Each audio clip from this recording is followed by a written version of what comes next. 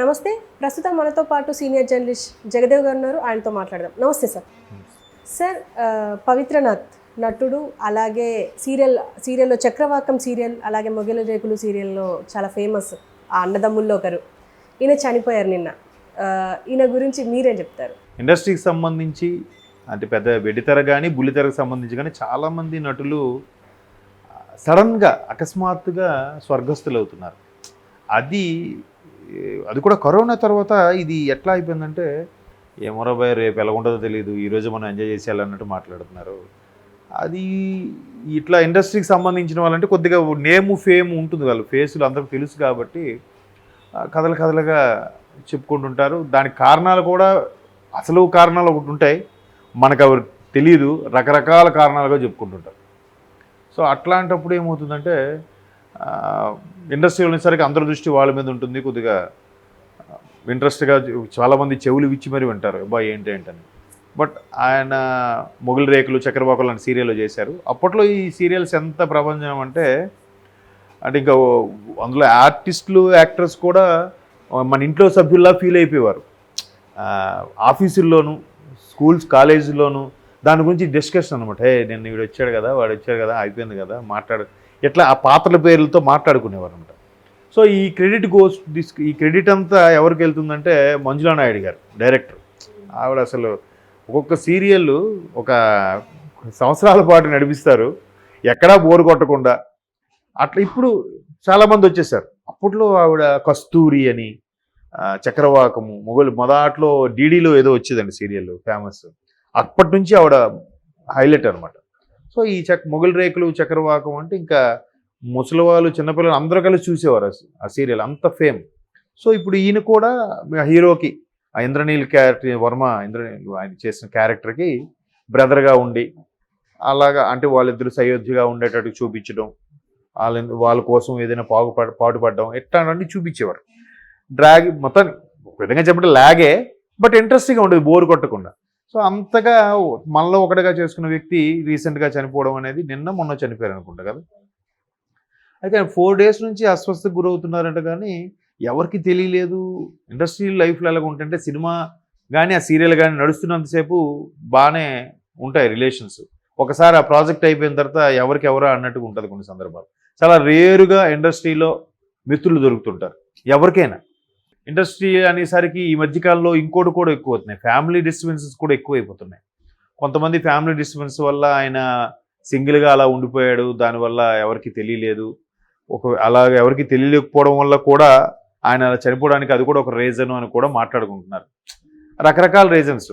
ఆయన ఎంతో యాక్టివ్గా చాలా సరదాగా ఉండేవారు అని. ఎందుకంటే ఇంద్రనీలు మొగలి రేకుల చక్రవాకం హీరో, ఆయన చేసేటప్పుడు ఏంటంటే అదే ఆయన పోస్ట్ చేశాడు అలాగా, నువ్వు లేవన్న విషయం మాకు డైజెస్ట్ అవ్వట్లేదు, బట్ ఆ వాస్తవాన్ని జీర్ణించుకోలేకపోతున్నాము అన్నట్టుగా.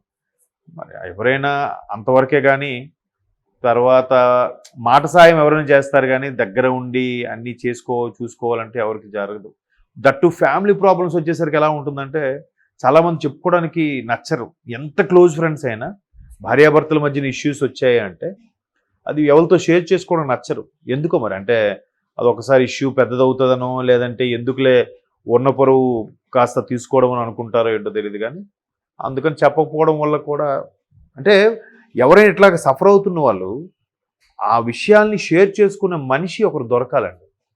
దొరికితే అట్లీస్ట్ వాళ్ళు అనారోగ్యం పాలు వెళ్ళిపోకుండా, కొంతమంది సూసైడ్ చేస్తారు, అట్లా జరగకుండా ఉన్నాయంటే ఆ ఏజ్ తగ్గట్టుగా పర్సన్స్ సరిగ్గా మైండ్ ట్యూన్ అయ్యే వాళ్ళు సెట్ అయితే అట్లీస్ట్ ఆ ఫ్రెండ్తో షేర్ చేసుకుంటే కొంతైనా ఉపశమనం కలుగుతుంది.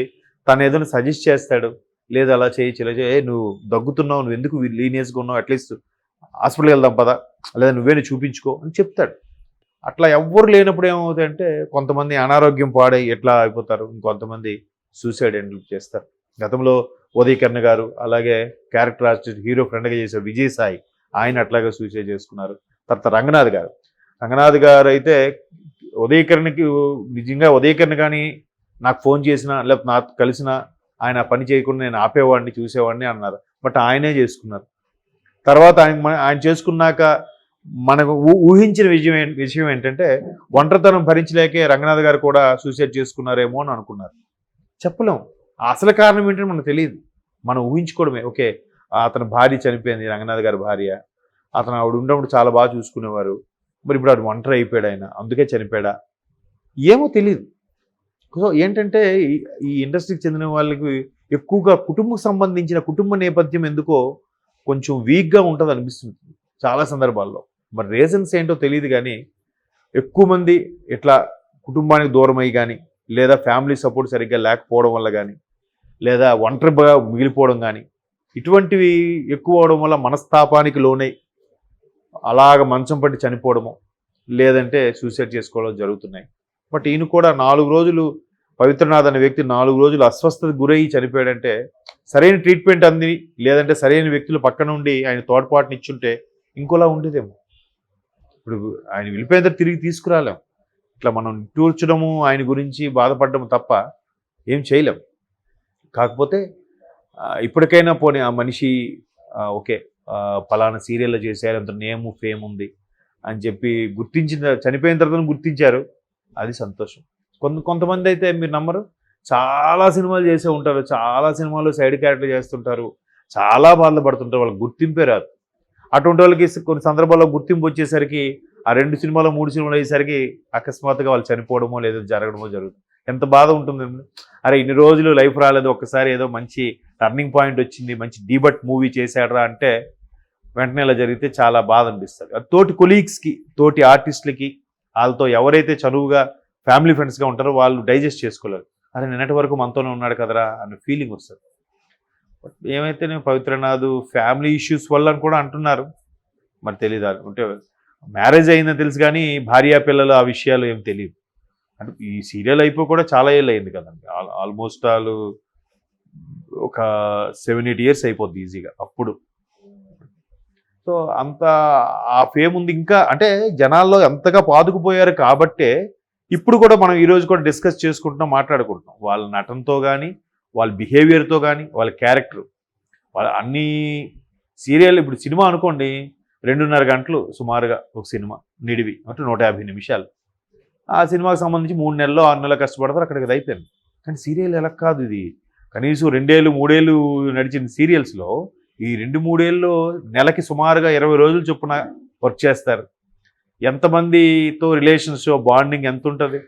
తోటి అప్పుడు బ్రదర్గా ఇంద్రనీల్తో చేసినందుకే ఇంద్రనీల్ డైజెస్ట్ చేసుకోలేకపోతున్నారంట. అరే నిజంగా అన్నయ్యలాగా ఫీల్ అయ్యేవాడిని, అంత మంచి వ్యక్తిని కోల్పోయాను, కనీసం చివరి చూపు కూడా దక్కలేదే, అన్నేళ్ళు కలిసి పనిచేశాక అన్న ఫీలింగ్ అది ఉంటుంది కదా. సో అట్లాగా వాళ్ళు అసలు మనమే డైజెస్ట్ చేసుకోలేము. అరే నిన్నటి వరకు చూసాం కదా సీరియల్లో, అరే ఆ సీరియల్లో బాగా చేశారు కదా అనుకుని మనమే డైజెస్ట్ చేసుకున్నప్పుడు, వాళ్ళు అన్నేళ్ళుగా కలిసి పనిచేసిన వాళ్ళు ఒక్కసారిగా వాళ్ళతో కలిసి పనిచేసిన వ్యక్తి ఇక లేరు అనేది ఒకసారి ఎలా ఉంటుంది. ఒక్కసారి కొంతమంది డిప్రెషన్లోకి వెళ్ళిపోతారు, ఆ రోజుల్లోకి వెళ్ళిపోతారు. అప్పుడు ఇలా సీరియల్స్ ఇలా చేసేవాళ్ళం, అలా చేసేవాళ్ళం. ఇప్పుడు ఎందుకంటే మారిపోయాయి కూడా సీరియల్స్, అంటే టేకింగ్ స్టైలు, వర్కింగ్ స్టైల్స్ కూడా మారిపోయాయి. అప్పుడు ఒకలా ఉండేది, ఇప్పుడు అలా కాదు. రోజుకు 3 ఎపిసోడ్లు తీసేస్తున్నారు, ఒక్కొక్క పర్సన్ ఇందులో చేస్తున్నారు, అందులో చేస్తున్నారు. అప్పుడు అలా కాదు, ఒక పర్సన్ ఒక సీరియల్ చేస్తే అదే డెడికేటెడ్గా చేసేవారు, వాళ్ళే డబ్బింగ్ చెప్పుకొని చేసేవాళ్ళు. ఇప్పుడు అలా కాదు, డబ్బింగ్ కూడా వేరే వాళ్ళు చెప్పేస్తారు, ఎంత సీనియర్ ఆర్టిస్టులు అయినా సరే. అట్లా కాదు, ఒకప్పుడు ఎలా అంటే కంపల్సరీగా చేస్తే మన వాయిస్తోనే చెప్తే, మనల్ని మనం స్క్రీన్ మీద చూసుకుంటే అనే ఫీల్ చేసేవారు.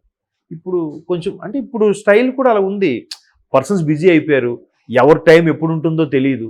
ఆ టైం బాగున్నప్పుడే సంపాదించుకోవాలి, టైం బాగున్నప్పుడే ఎక్కువ సీరియల్స్లో ఎక్కువ సినిమాలు యాక్ట్ చేయగలగాలి. చేయాలంటే ఖచ్చితంగా పొద్దున్నోడు కాల్ షీట్ ఇవ్వాలి, మధ్యాహ్నం ఒక కాల్ షీట్ ఇవ్వాలి, రాత్రికి ఒక కాల్ షీట్ ఇవ్వాలి, తప్పదు. అంటే ఎప్పటికప్పుడు ప్రస్తుతి అన్నట్టు వెళ్ళిపోతుండాలి. సో అలా సీరియల్స్ మాత్రం ఎందుకో జనాలు ఇంకొంతమంది, ఇప్పుడు శుభలేఖ సుధాకర్ లాంటి వ్యక్తులు చాలా సందర్భాలు చెప్పారు, నాకు ఇబ్బందులుగా ఉన్నప్పుడు ఈ సీరియల్, ఈ కళామతల్లే నాకు ఫుడ్ పెట్టింది, ఎస్పెషల్లీ రాధిక గారు. నా టైం అయిపోయింది అనుకుంటే సీరియల్ నాకు వాళ్ళ లైఫ్ మళ్ళీ వచ్చింది.